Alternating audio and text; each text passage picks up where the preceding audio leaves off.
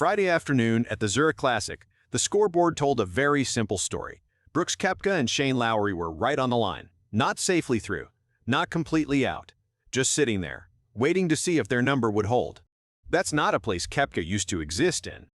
He wasn't a wait-and-see player. He was the guy others waited on. But this time, it flipped. And as more scores came in, that line moved. Just enough. One shot enough. And suddenly, the tournament was over for him before the weekend even started.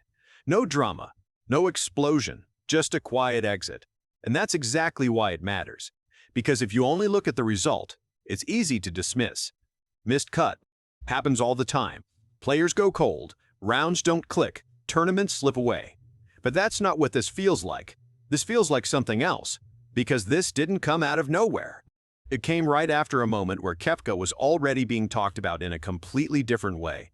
The RBC Heritage situation changed how people see him. Think about that for a second. A five-time major champion not getting into a field, not choosing to skip, not managing his schedule, waiting, hoping. That's not normal. That's not where players like him are supposed to be.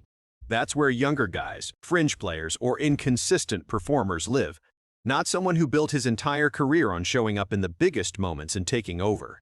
But that's where he is now. So when he finally gets into an event like the Zurich Classic, it's not just another start. It's a test. Not officially, not labeled that way, but that's what it becomes. Because in this position, you don't get unlimited chances. You don't get time to slowly figure things out. You either take the opportunity or you fall further behind. And this one slipped. On paper, it didn't even look bad at first. A 66 in round 1. A 69 in round 2. That's not disaster golf. That's playable. That's the kind of scoring that usually keeps you around. But this isn't a normal tournament. It's a team event, and the scoring moves differently. Faster, tighter, less forgiving. You don't just need to be solid. You need to push. And they didn't push enough. That's where it turns. Because nothing went completely wrong. There wasn't a blow-up hole or a meltdown stretch that explains everything. It was smaller than that. Missed chances, putts that didn't fall, par threes that didn't hold. The kind of mistakes that don't stand out individually, but together they push you just far enough in the wrong direction. And in this format, just enough is everything. They missed the cut by one. That's it.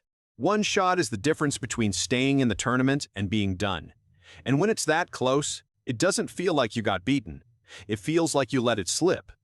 That's a different kind of result. One that sticks longer because you can see exactly where it could have gone the other way. And that's where the pressure builds. Because now this isn't one moment. It's stacking. RBC Heritage. Not in the field. Zurich Classic. Out before the weekend. Limited starts. Limited chances. No margin. That's the real situation he's in now. Not struggling in the traditional sense. Restricted. That's what makes this different from any other phase of his career. Koepka has always been selective.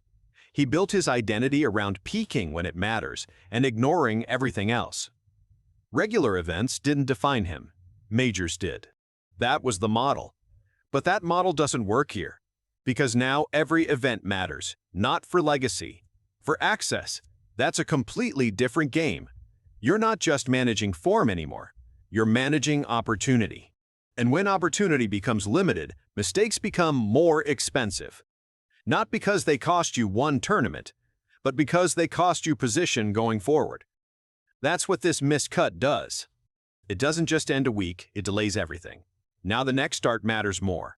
The next result matters more. The space to reset gets smaller. And the pressure doesn't show up all at once, it builds quietly. Round by round, shot by shot. Until eventually, you're not just playing golf.